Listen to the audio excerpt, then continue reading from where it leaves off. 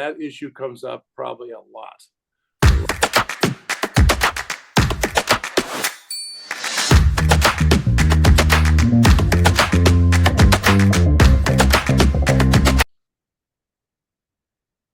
Good morning.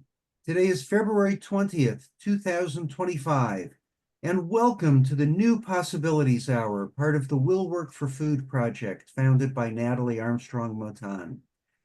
Every week, Jean Lawler and I are delighted to host another cutting-edge webinar for mediators, arbitrators, lawyers, and everybody who negotiates. As you know, there's no charge for these great webinars. Rather, we ask you to contribute to a food bank if you like what you see. And wow, our audiences have been so generous in contributing in honor of our great speakers. One of my favorite parts of the webinar each week is when we announce the running total of just how much our audiences have contributed. Natalie Armstrong-Motan, would you please do the honors? Absolutely, Jeff. We have raised $690,307.74 to date via donations of our great presenters and audience members. Just amazing. Thank you all so much. And today we're going to have another great and insightful presentation from Geoff Wells. Geoff is a lawyer on the plaintiff side with the prominent Los Angeles law firm of Greene Broillet Wheeler. He's been a lawyer on the plaintiff side for 36 years after having practiced briefly on the defense side for 3 years before that. And very significantly, he is the current president of the Consumer Attorneys of California, one of the largest and most prestigious associations of trial lawyers, consumer attorneys in the country, if not the world. So to share your views with us, Geoff, on ADR topics, mediation, arbitration, whatever you'd care to discuss, we're most interested in hearing your views. Please tell us a little bit about the food bank to which you would like people to contribute if they're in a position to do so. And then on with the presentation. The floor is yours. Okay, thanks, Jeff. And good morning, everyone, or good afternoon, or good evening, depending on where you are in the world today. I want to start off my topic. Well, LA Food Bank probably never been a more important time for LA Food Bank than with the wildfires that we've had in Los Angeles, Pacific Palisades, Altadena, and it's been a horrific situation. We had 3 people from our office that lost everything. One was my paralegal. Her husband went back in to get the 2 dogs. He got the dogs out, and they lost everything. She had a to-go bag, but she realized, when you're to-go bag, you don't think about packing things like underwear. And so she had no bra, 1 bra and 1 pair of underpants and 1 pair of socks. And so it just, out with your life. And you realize maybe at times like this, what's really important actually is your life, as opposed to material things. It's a quick reminder of that. When we deal with our clients in these mediation proceedings, one of the things I wanted to try and instill in the lawyers in our area in California this year is the importance of really 4 words. And I've added a new word to that, and that is honor, integrity, civility, and decency.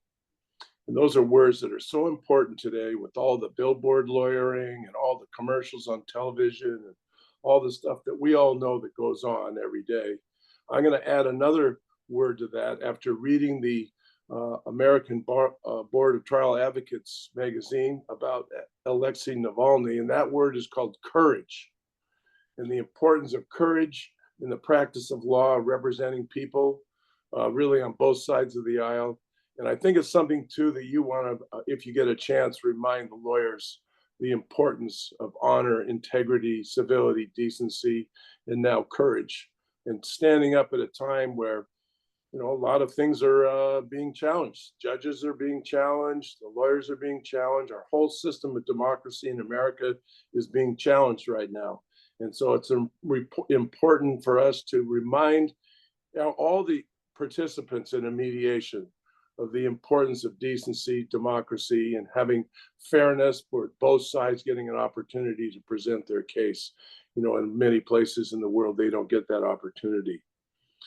Jeff had asked me to talk a little bit about what I thought the best mediation practices are. And I actually see one or two mediators on here that I know quite well. One would be Bob Tessier. I see him there. Good morning, Bob. And one of the things that I've picked up, and I probably mediate somewhere between 20 and 30 cases a year, I would guess. Our firm probably does over 100 to 150 a year. And that is connecting with the plaintiff's counsel before the mediation. I think it's important that you make a pre-mediation call to the plaintiff's counsel, get to know him or her a little bit, get to hear kind of their read on the case. Maybe you'll get some insight about kind of what they're looking for in the case. And then also ask them ahead of time what they think their strengths and possibly what they think their weaknesses are in the case. Most lawyers on the plaintiff's side that are prepared will know both their strengths and weaknesses. And if you develop a trust with them that what they can talk to you about in confidence, they'll disclose what those are. Now that could be important because at some point you're going to be talking hopefully with their clients. Jeff also had asked me to talk about whether or not it's important that the client come to the mediation. I mean, I think that's almost a silly question, but I guess it's an actual thing now. So the answer is yes, the client has to be at the mediation. And if the client is a good client, the plaintiff lawyer should want their client at the mediation. And if the client is a bad client, they'll want them there so that somebody can talk some sense into them, because sometimes we have difficulty with our clients, as you might all know. And so sometimes clients have an unrealistic expectation of the value of the case. And even though we work on them to try and lower that expectation, there's always the nicety of having an objective, neutral person look at the facts and the law in the case and maybe have a dose of reality for some of those difficult clients that think that their $200,000 case is worth $2 million. So those are things that are really, I think, a benefit for me on the plaintiff side. The best mediation practice is that early call a day or two ahead of time. Now, what are some of the things that I've seen that are not a good mediation practice that have kind of feel like they maybe have dropped the ball? Well, one is, gosh, if they, I spent $15,000 or $20,000 on a damages video, and I send that to the other side, and I send that to the mediator on a case. And I've had cases where the mediator hasn't seen the video, even though I sent it to him a week or two ahead of time. That's a disappointing start to the mediation. And many times what might happen is they have to go off, take a break and go look at the tape during the mediation. And that to me is a little bit disappointing, honestly, on that, to see that. The other one would be if I've submitted some key exhibits in the case, photographs, documents, emails, if it's employment cases, some of the key pieces of evidence that are attached as exhibits to the brief, you got to look at those. I mean, you can't say, where is that? I haven't seen that yet. Or, that to me feels like the mediator's not prepared and not invested in looking at the evidence in the case. So those are kind of obvious things. Sometimes mediators will kind of get an idea, like I'm going to use Bob Tessier because I know him and I see him on here. He'll ask me kind of, what are you looking for in the case? And, on the plaintiff side, we have this huge spectrum of lawyers that are between 2 years and 50 years. And they go to these seminars and they go see Nick Rowley or, my partner, Brown Greene or Bruce Broillet or Brian Page. They go and see these guys and they come out of those things all fired up and they think they've become Jerry Spence, and their case is now worth what was 100,000 is now worth 100 million. And they think that that's what they've got to do in the case. So sometimes you got to spend a little time finding out, who those people are. They'll reveal themselves pretty quickly in the mediation, but also to get some ideas to maybe you can try and get an idea how it help them lower their client's expectation, especially if they're the ones telling the client that the case is worth, hundreds of millions of dollars when it's not. So those are some of the things that that I find that are helpful, might be helpful for you from the plaintiff's perspective. Obviously, if I have a client that I think is a great witness, I want them to talk to you. I want you to talk to them. I want you to spend a little time getting to know who they are. I had a mediation this week where I had a husband, a gay couple in a wrongful death case. And he was on an AIDS cycle charity ride that was a kind of like a practice ride that was going to be a 150-mile ride, and he's killed on his bicycle on the ride. And I want to have the mediator get a chance to understand the relationship. They were married for 30 years.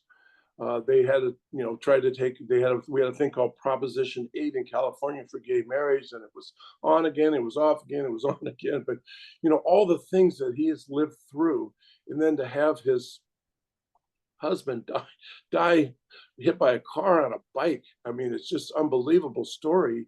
But if you spend a little time, get to hear the relationship and whatnot, I think it really mattered. And it was we're waiting on a mediator's proposal right now, actually, but it was a very good experience with the mediator taking the time to get to know the surviving spouse a little bit. And he cried and he got to open up. And for some of them, if they don't get a chance to go to trial or whatnot, their mediation is sort of their day of justice. It's their day of deliverance where they get to spill out and talk about what's happened to them. And sometimes the best practice for you as a mediator is just to listen and, be a little bit of show some empathy. And as opposed to this deal where, we're going back and forth and it's like we're buying and selling carpets sometime. We spend time explaining to them that this isn't about the value of your spouse and there's no amount of money, but they need a time to be able to kind of work through the emotions, and that potentially the mediation is closure for that loss.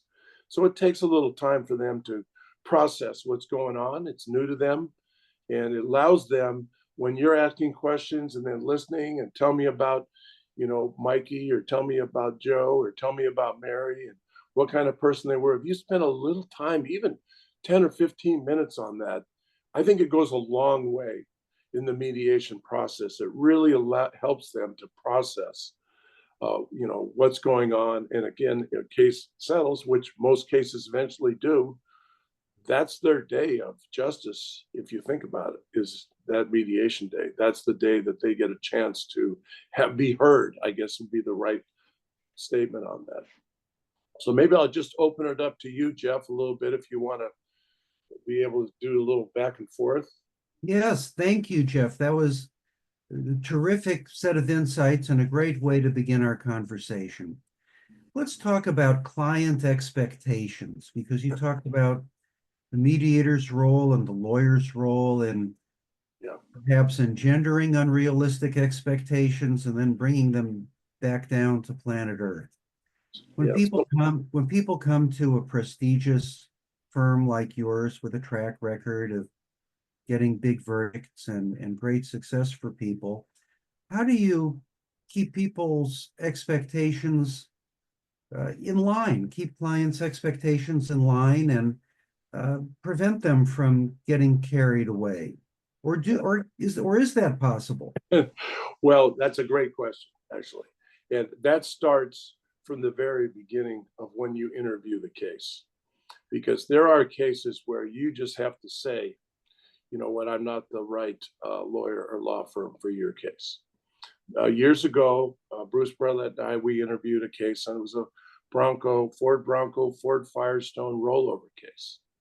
And it was a death case of a daughter, and it was her parents who were in there. And it was a very good case on liability. But after about 20 minutes, it was obvious that the father of that daughter that had passed away, he said he wanted the engineers from Ford to go to prison.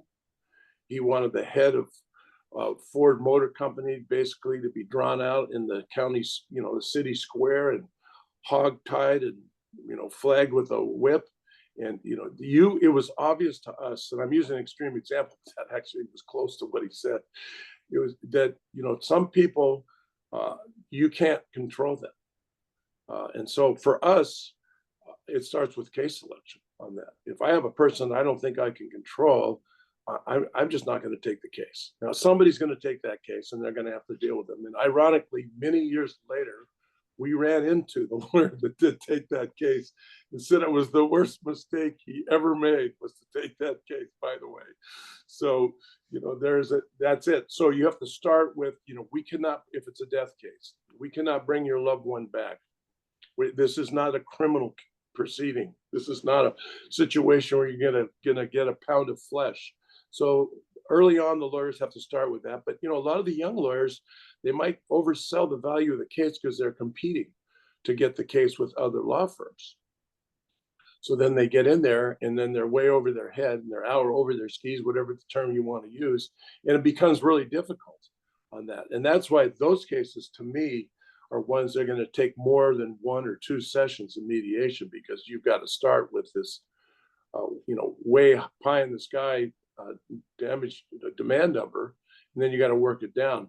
The other side of that is the lawyers that start too low, because I speak in conferences and lawyers will come up to me. I got this case that's worth $500,000. How much do you think I should demand? And I said, well, what do you think you should demand? They go, like 575. And I know, and we all laugh at that because we know that if you demand 575, you're going to settle that case for $200,000. So I have told them, and I think the more experienced lawyers tell the younger lawyers, you got to demand over twice where you want to end up, because everybody looks at the midpoint. And it's an unspoken rule, but we all know it, the midpoint of the midpoint of the midpoint, right? That's what goes on now. And so, but a lot of lawyers don't know that. And if you don't know where they want to end up, and they say they want to end up at 500 and their demands 575 or 650, you've got to talk to them about that before they make that demand. And that is just, so that's the other side of that, Jeff, is that the too low one. The too high one, you can go, what do you base that on? What do you base that on? Is that a verdict? Do you have any verdicts in that range? How many trials have you had? The ones I have found, the more experienced trial lawyers are probably a little easier to deal with on some of these, to a point. If they don't want to settle the case, they want to try the case, great. Then they're going to stay high and they're not going to move. But I think the other thing that comes into play, Jeff, is that sometimes the lawyers feel like if they're civil and they act well, that they're showing weakness. This is a thing that goes on now. So we got a lot of these younger lawyers, they want to be tough guys or tough gals, and they're going to come in there and they're afraid that their client's going to think they're weak if they show decency and civility. And I'm working on that from the plaintiff's bar. I'm having people talk about it at seminars and whatnot, but it is an issue. And maybe you can, as a mediator, you can say to the lawyer in front of their client, by the way, I know your counsel. He's very good, or she is very good. Don't confuse her being very cordial with me and whatnot, being professional with weakness. She is not weak. She's tough. I know that. We all know that, or something to that effect in front of the client. That might help, lower the temperature on that issue. Yes, when I was a young lawyer, I heard a talk by Ellis Horvitz, late Ellis Horvitz of Horvitz and Levy. He was speaking to the barristers of the Beverly Hills Bar Association. And I'll never forget, he began his comments by saying, over the many years, many of our most crushing defeats have come at the hands of perfect ladies and gentlemen. Yeah, that's right. And I that has stuck with me, Jeff. Yeah. I'm just going to add this, because I had the benefit of being a defense lawyer for 3 years beforehand. What I tell the plaintiff's lawyers in private, said, listen, you're going to get a lot more honey, or a lot more flies with honey than vinegar. You may not think that, but I know, because I was there. And when I had to deal with the jerks, I would make sure that I screwed him over the last 5 or 10,000 if I had to. And if I had to deal with a guy, we used to have a lawyer named George Moore in Los Angeles. I think he's passed away now, but he was the ultimate gentleman. Charles O'Reilly. Bruce Broillet gave me this great quote. He said, insurance carriers love to pay Charlie O'Reilly money. Why is that? Because the guy's not a jerk, and he's honorable, shows decency, and is talented. And I find the most talented lawyers do not need to be jerks, but you guys have to deal with them on these cases. And part of the reason they're that way is they went to a Jerry Spence seminar, or they went to one of these seminars that someone told them that's why you can't be polite, you got to be tough, you can't be civil, it shows weakness, and you got to take them out, and blah blah blah. They get that information on our side. Now I'm trying to help balance that, but it's there, just so you know. It's yes, I understand your point entirely. Let's go back a little earlier in the mediation process. And I hear from a lot of mediators, and I've experienced myself sometimes, the plaintiffs' lawyers who completely want to shield and insulate their clients from the mediator, won't allow the mediator in the room with the plaintiff, him or herself, much less engage in conversation. I guess there's a fear that the mediator is going to browbeat or bully the plaintiff somehow into taking less money than they deserve. Yeah. What's your view on that? I mean, if you're not going to allow the mediator to meet your client, why are you going to mediation? I mean, seriously. I think in order for a mediator to what I tell people is this, there might be, as you all know, several steps down the road where you're at an impasse and you've got to do a mediator's proposal. I mean, it probably happens on 25 to 40% of 50% of the cases now. How in the world is the mediator going to be able to do a fair mediator's proposal if they don't know what kind of a witness your client makes? I mean, that is part of the sauce that it goes into all this on evaluation of a case. And I just think the way you handle that, my read on that is the way you've got to start with handling the lawyer at a pre-mediation phone call to say, hey, tell me about your client. Is he, how do you feel? Is he a good witness? Is he tough? Is she scared or whatnot? I've heard them say, well, they're scared of mediation. Well, how the hell do you think they're going to be in the courthouse in front of 60 people during voir dire that they've never seen before? You think they might be a little scared during that? I mean, come on. You've got to put your chips on the table. If you got to save a couple of key pieces of impeachment evidence for trial, blah, blah, blah, I get it. But you need a read on the plaintiff and you need a read on the defense. And you can't do that without meeting them and getting some chance to, we used to be in an office where you would come into the conference room and sit and chat with them for a little bit. Now we do it on Zoom, but I think Zoom is a hell of a lot better than a conference call where you can't see the expressions on their face or get a feel for them. You need to be able to have that connection. And I think it's so important for the client to have that connection with the mediator because they have to trust you. Because at the end, there might be a mediator's proposal and they have to trust that you're being fair to them. How are they going to have that relationship if the lawyer shields them from the mediator in the mediation process? So that's my read on that. I understand some of the employment cases, people are that way. I don't do the employment cases myself, but you've got to have that lawyer spend time with the client. They need a lot more hand-holding in the employment whistleblower employment cases. We do a lot of those with doctors that are whistleblowers, believe it or not. You can imagine how tough they are as clients. And I think you've got to maybe make 1 or 2 calls before the mediation to open that possibility up. If you're feeling that resistance, you need to make the calls to say, hey, I think it's really important that I make a connection with your client. Don't you agree? And I mean, I think people that know what they're doing are going to agree with that. But you mentioned the advent of Zoom, and we've been doing a lot of mediations on Zoom for 5 years now. Yeah. Let's talk about the pluses and minuses as you see them of mediating online as opposed to mediating in person. Yeah, so I think it's here to stay, obviously. I mean, look at us here. I mean, Natalie is in Normandy, France right now. Think about that, here we are. So I had a mediation this week. What day is today? Thursday. I had a mediation on Monday this week. My client, I had never actually sat with him in person. I met him, interviewed the case online, signed the case up online. He had his depo online. We prepped him for his depo online. I didn't even know how tall the guy was. I think about that. I don't really know how tall he is, or he's sitting in a chair. So we asked him, hey, do you want to come into the office for the mediation, or do you want to do it by Zoom? He goes, I'd really like to come into the office if I could. I said, I would love to have you come into the office. Comes into the office. By the way, he's about 5'9". So, I didn't know, but I didn't know. But anyway, we sat in the room, and, he was looking at the brief. He's looking at the exhibits with the brief as a death case for his husband. Started crying. I mean, we had a moment where you don't have that moment necessarily on Zoom with the plaintiff.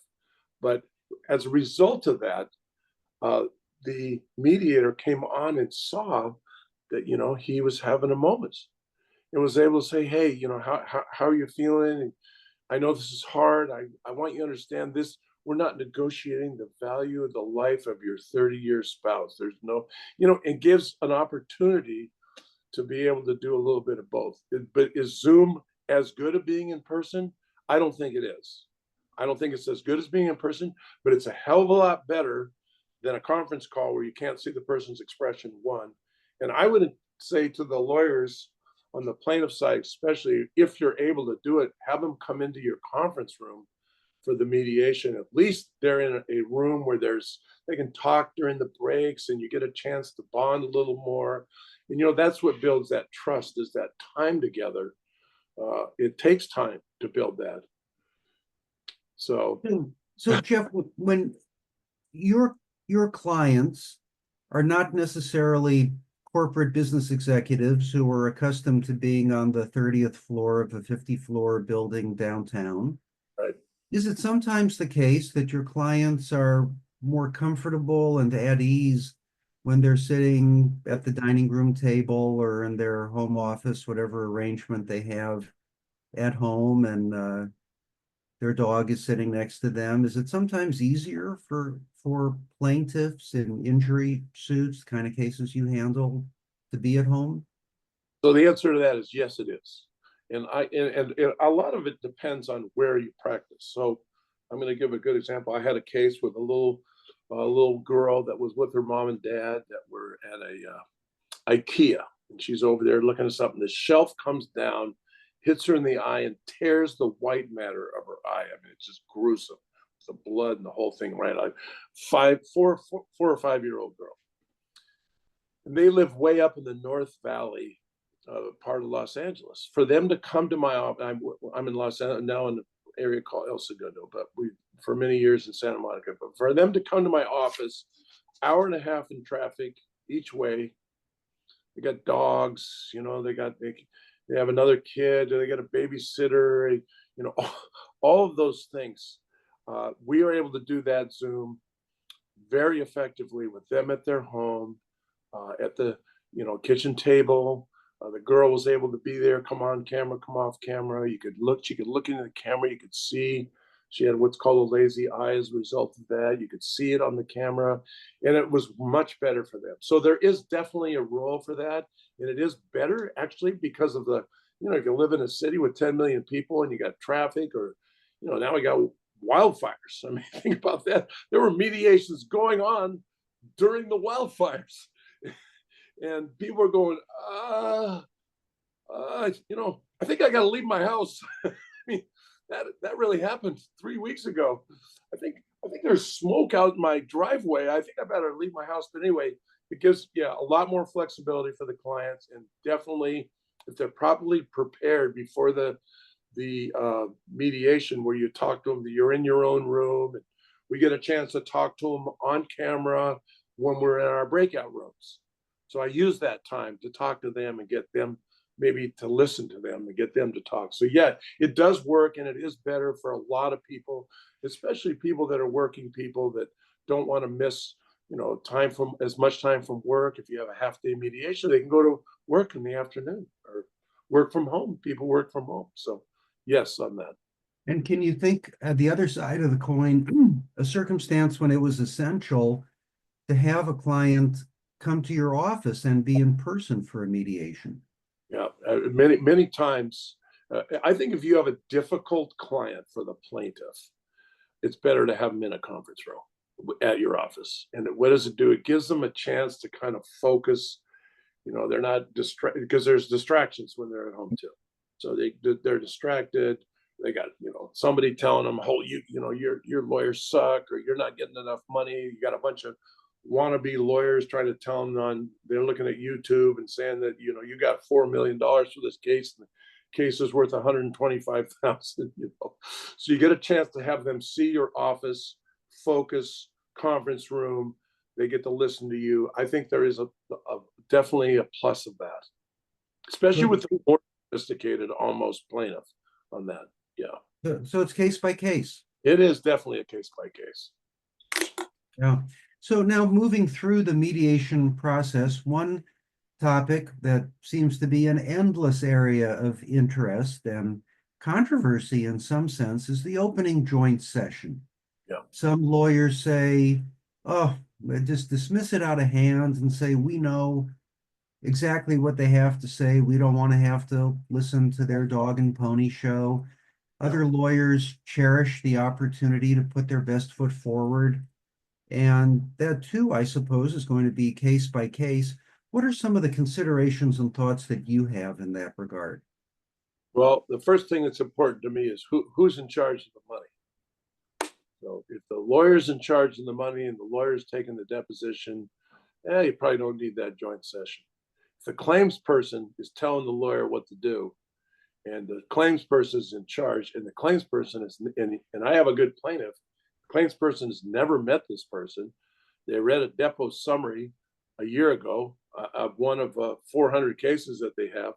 I want them to come in and meet the plaintiff and figure out, if I'm paying somebody millions of dollars, I want it to be somebody that's not a jerk. I want it to be a family that is going to make a difference. And so by having a joint session, at least allows some of that opportunity. Now, there's other ways to do it. Bob, many times, who's on here, will have the claims person come down and go, "Hey, can they meet your clients? They want to meet your clients." We had a case where we had it was called the FedEx bus explosion case. 30 kids from Los Angeles on a bus going up to Northern California for a college visit. These are mostly kids from underprivileged areas, first ones in their families to go to college. And it was a big deal. And they were all getting scholarships to the University California system, and they were at Humboldt. While they're on the bus on the I-5 freeway, a FedEx truck is coming the other way. The guy falls asleep or has something, and he comes across and hits that bus head on at 60 miles an hour. There's a 150-foot flame plume going up in the air. There are kids get burned to death in the bus. I mean, it's horrific. I had a boy that was in there that was a quarterback on the football team, and he could hear his friends dying and burning to death, and he had to make a decision whether to break the window and dive out or go to the front of the bus and try and help the kids. And he said, "I thought about my mom and dad. I'm the oldest kid in our family. It's a Hispanic family. I'm the only one that's going to go to college. If I die, my family will never recover." He dives out. The amount of survivor guilt that kid had, it was unbelievable. I mean, it's just unbelievable. That kid, and he was a tough kid, let me tell you. He was a tough kid, and he, we wanted the people that are paying the money to meet him.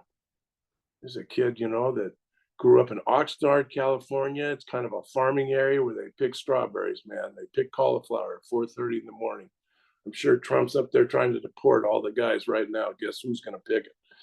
And that's his mom and dad, who that is. And this kid is going to go to college on a scholarship.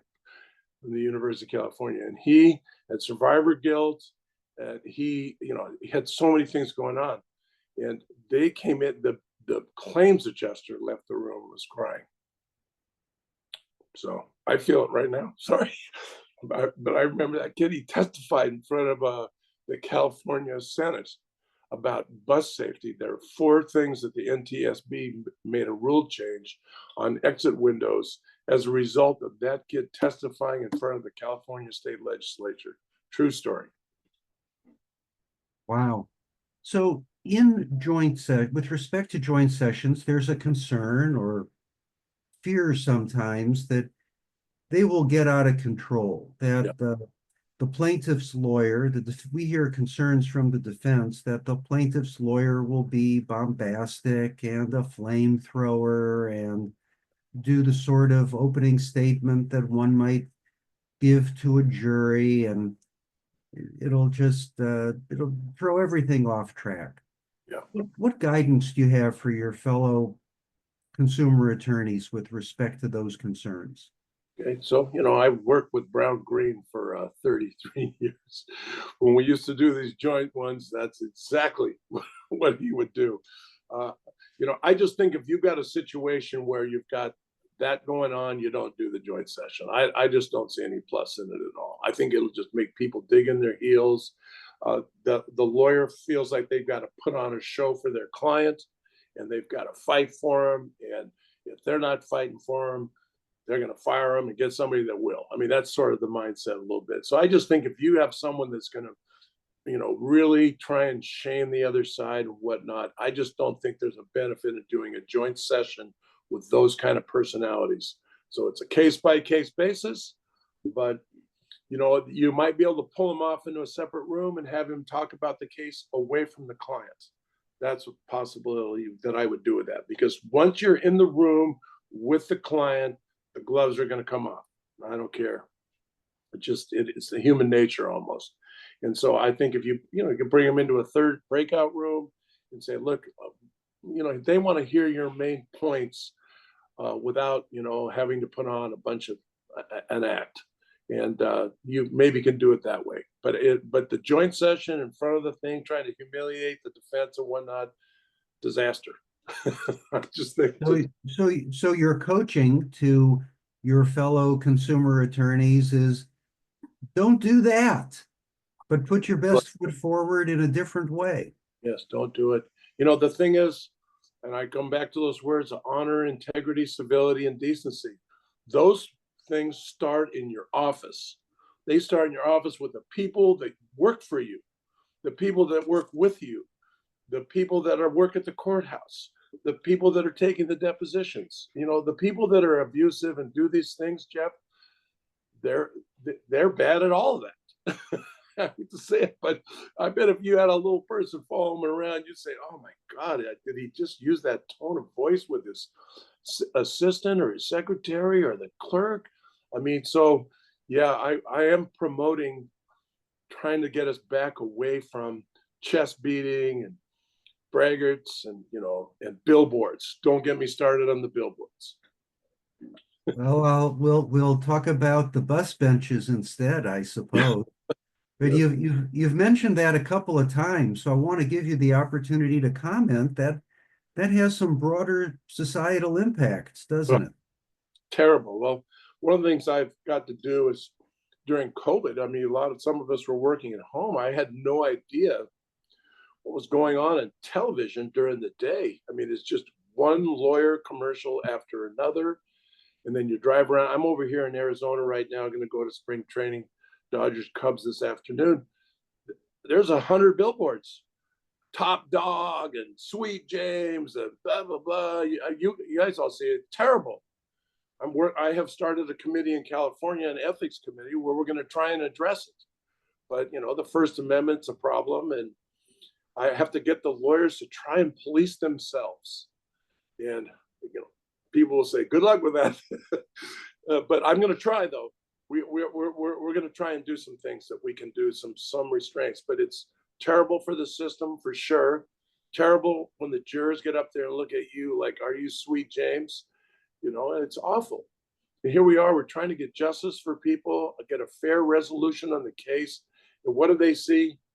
Greedy trial lawyer, money bags, John Morgan, I mean, God, it's right on the 405 freeway. You can't get away from it. So we're all having to deal with it. But at the end of the day, we've got to try and find a way to help police ourselves. Part of the way you do that is by showing decency and civility to others, and including your staff and the people you work with, and including the mediator. Some people are abusive to you guys and gals. I can't understand it, but it is. But there is pushback. I want you to know that. There is leadership pushback, at least in my state, to try and turn this around, to push back the other way. And it couldn't get any worse than it is right now. Now, what is the sort of errant conduct toward mediators that comes to mind, and what are you doing about it? Well, that's a great question, actually. People talk, all the lawyers talk, who's a good mediator, who's a bad mediator. Oh, don't use this person. Oh, that person's good. I mean, it is such a subjective thing. A person has a good case and gets a good result. They're going to go, hey, man, Bob Tessier is the best mediator ever. he got my case resolved. And then the next week, the guy will say, Bob Tessier, he sucks. He didn't get the case resolved. So it is such a subjective thing that I don't know how much control you really have over it, honestly. All you can do is stick to your guns, show fairness to both sides, try and do things the right way, listen to the clients, listen to the lawyers. But at the end of the day, it's a very, very subjective thing. It really is. And yes, when you mentioned, though, Jeff, lawyers engaging in abusive conduct toward mediators, I'm very curious to know what comes to mind.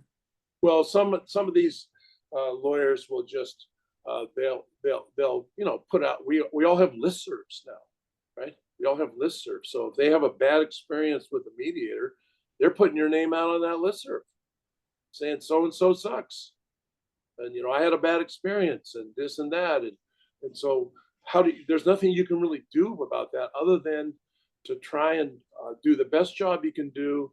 And the people that get a good result, they're always going to say you're a great mediator, right? That's what's going to happen. So you have to, have a thick skin, and you have to just keep putting one boot in front of the other, in my opinion, and keep doing what you're doing. There isn't a lot of control that you can have over that other than just trying to stay above the fray, be decent, and be fair to both sides. I mean, that's what you can do. I see a hand. Yes, we're going to get some questions just in the last few minutes. I had a couple more that I wanted to get to. Sure. Let's talk about extreme opening demands in mediation. One comment that we sometimes hear about the consumer attorneys is they start with such pie in the sky numbers. It's very difficult to keep the defense engaged. What are your thoughts on bargaining strategy at the beginning of the bargaining? Well, that's, to me, is why that pre-mediation phone call is so important. Because if you smell out one of those demands, the case is worth 100,000 and they're demanding 5 million. I'll use that as an example. But you might be able to talk to that lawyer at a pre-mediation phone call and go, what are you thinking about demanding in the case? Do you have a thought on that? Or they say, yeah, I'm thinking about, probably going to come in high, and kind of thinking a range. Yeah, I think I'm going to come in around 5 million. And then you can talk to them a little bit. Say, all right, well, how do you think that's going to be received by the other side? Well, screw them, blah, blah, blah, blah, blah. But they always start out really low, and I can do that.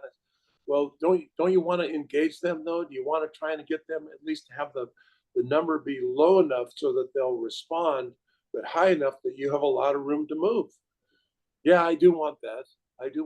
All right, well, 5 million isn't going to do that. I mean, you just got to tell them, you got to go 5 million and do it. I've had times where I've been too high, and I'll say, well, where do you think I should go?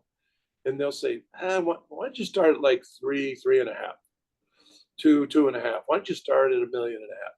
I think that's a better, most lawyers will listen to that. Now they might not agree to that number, but they might make a difference between the 5 million and the 1.5. At least it's a little better, because then what happens is if you get in there and the defense says, I'm not even going to respond to that, you'll have to be able to say to them, hey, you're so high that they can't respond, or they're going to respond with 10,000 bucks. What do you want to do? Do you want to try and, restart this a little bit, or maybe start with, do you want to try and do a bracket right away, or what do you want to do? And, you can probably work with, if the plaintiff lawyer wants to get the case settled, they're going to have to recalibrate. I've had to recalibrate before. You don't want to do that in front of their client, by the way. Bad move to do that in front of the client. So you want to do that. That's why if you can smell that out, that pre-mediation phone call, it really helps that, because then you've gained that credibility too when they come back and go, you know what, I said that you maybe need to go a little lower. You didn't, and they're going to start out at $2,500. Yes, well, sometimes that magic question, how do you think the defense will respond? Sometimes that is appropriately asked in the presence of the client, because sometimes it's the client who's provoking that pie in the sky number. Isn't that the case? Definitely could be the case, yes. Yeah.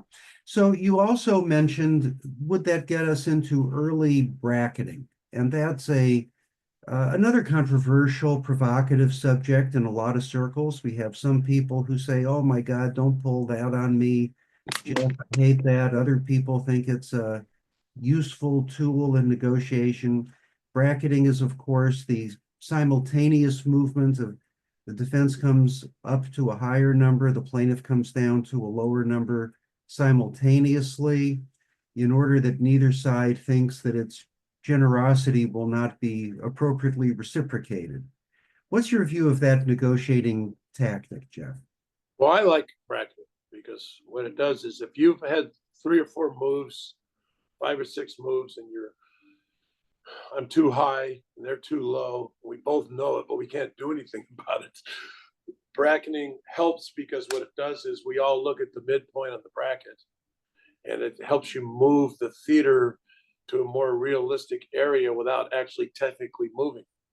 And if you have trust in the professionalism of the 2 lawyers that you're dealing with on either side, and they understand that we're kind of looking at most cases, not all cases, but most cases will look for a midpoint in the bracket, it helps you see if you have a chance of moving the thing forward. And, we then negotiate the brackets. So that's what I do. I negotiate the brackets. And I think it's helpful in the right case. I really do. When I'm too high and I can't just drop $2 million. So what do you do?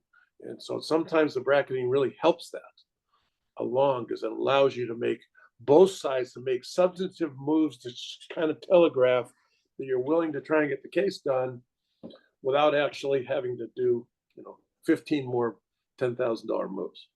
Yes. And do you have a preference as to the orchestration of those brackets? You said you negotiate them. Do you look for mediators to initiate? Hey, why don't you come to this and they come to that? Is it something that you like to propose? Do you sit in a room together with opposing counsel and the mediator and hash it out? Well, how do you like to orchestrate? None of those. None of those. So I never sit in the room with opposing counsel on it ever. No. So what I do, and I don't have the mediator unless I'm worried about them leaving the table on a case I want to get resolved. I might ask a mediator, what do you think would be a good bracket? But I know in my head what the midpoint of the bracket is. So I want to make that midpoint higher than where I want to end up. So I have to make the bracket higher, because I might have to do a counter to their bracket 2 more times. So my midpoint is going to be, if my midpoint is 2 million, I'm going to do a bracket of 2.5 and 1.5. If I want to get the case settled for $1 million, I probably want my midpoint bracket initial one to be 2 million. And then the next one may be 1,750,000, and then 1,000,005. And then, moving those brackets, those midpoints is where what I look at, especially if I'm with people that I kind of trust on the other side, is, they're looking at the midpoint too. So. And is one of the reasons that you're initiating these numbers rather than the mediator, because you know what your bottom line is and the mediator doesn't. And I don't necessarily want the mediator to know. I want the mediator to guess that my bottom line is a little higher than what it really is. Because if once you get down there, you can't put that toothpaste back in the tube. So, yeah. Right. And the question of candor with mediators about what your bottom line really is, do you have a view on that? I rarely will. And again, I'm going to point out Bob Tessier because I've known him for 35 years. I might do that to somebody that I trust that I've known for 35 years. Okay, but that's going to be rare. Rare do I ever disclose what my bottom line number is. Almost never. And and the part of the reason for that is, that bottom line number. Gosh, if we're $5,000 apart, does it make sense to walk away? I mean, I worked for a guy that used to walk away over $5,000. We don't do that anymore.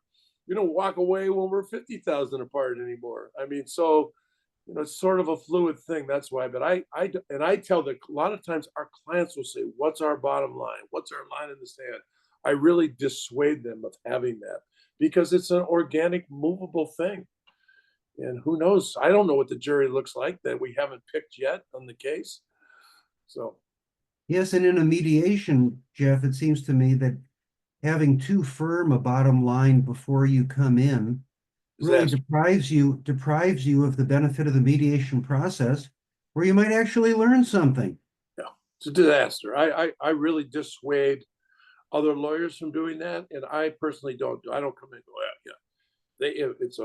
It's $1 million is our bottom line. If they're at 997, we're walking. I mean, come on, it's ridiculous. And you think you're doing a good job for your client by doing that? That's what I tell the lawyers. Do you think that's a good result for your client that you walked away and you're $5,000 apart on $1 million case? It's ridiculous. So. And then before we open it up to a couple of questions, let's seek your views on the ultimate bracket, which is the mediator's proposal, which is that not that the defense come here and the plaintiff come here, but you both come to the same number. What are your views? So I'm waiting on a mediator's proposal for my case on Monday. It's got to be, you want a 95% success chance on that number. And so it's got to be a little something that's a little, what do we used to call it? A shit sandwich, a little bit of a shit sandwich for the plaintiff and a little bit of a shit sandwich for the defense. That's what it is. And if you try and skewer that one way or the other too far, somebody's not going to take it. So what's the point of it? So it's got to be a number that, yeah, I can live with that. And the thing is, for me, like my firm, sometimes I'll cut the fee a couple of percentage points to get the thing done. Now, that's something that the plaintiff lawyer can do, and these guys out there charging these clients 40%. By the way, I'm trying to do something about that too. The 50%, 45% fees to these clients, it's ridiculous, but I'll stay on topic. I think that the plaintiff lawyer has the ability to, cut a little bit to get the thing done for his clients. So I think they're in a good position. Sometimes sometimes the insurance company's got a few more bucks that they don't need to save off the back of a widow or a parent of a child that was killed too. So, I mean, I think there's wiggle room on both of those, but that's the sweet spot that you have to find.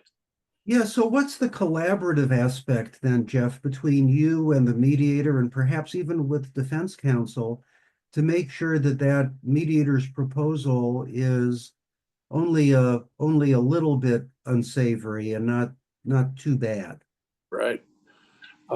So give you a great example on a case where, let's say I really, really, really, really wanted to get the case settled for $1 million. The defense never is going to pay $1 million on the case. And the defense probably never going to pay $900,000 on the case. So what do you do on that? So maybe that sweet spot on that is, maybe it's 875, 895. That's from the defense side. The plaintiff side, the sweet spot is 950 to $1 million. That's sort of the sweet spot on the plaintiff side. So where do you want to come in on that? You might want to come in on that at around 900, so that they'll never pay more than 900, they'll never pay 900, and the plaintiff will never take less than $1 million. You got to find the two little sweet spots for the two sides. I know the plaintiff says you'll never take less than $1 million, which means, yeah, they'll probably take 950. Okay. So Jeff, how do you make sure that the mediator understands what is reasonably close enough to your sweet spot versus Right. untethered from your sweet spot? That another great question, Jeff. The experienced mediator or the experienced lawyer will say to the mediator, don't do a mediator's proposal for $950. I'm never going to pay it. I'm never going to pay more than $900. That's the defense will say that. The plaintiff side will say, don't do a mediator's proposal for $900. I'm never going to take less than $1 million. I'm never going to take less than $1 million. Don't do it for $900. Then you kind of know that spot between $900 and $950. That's my read on it.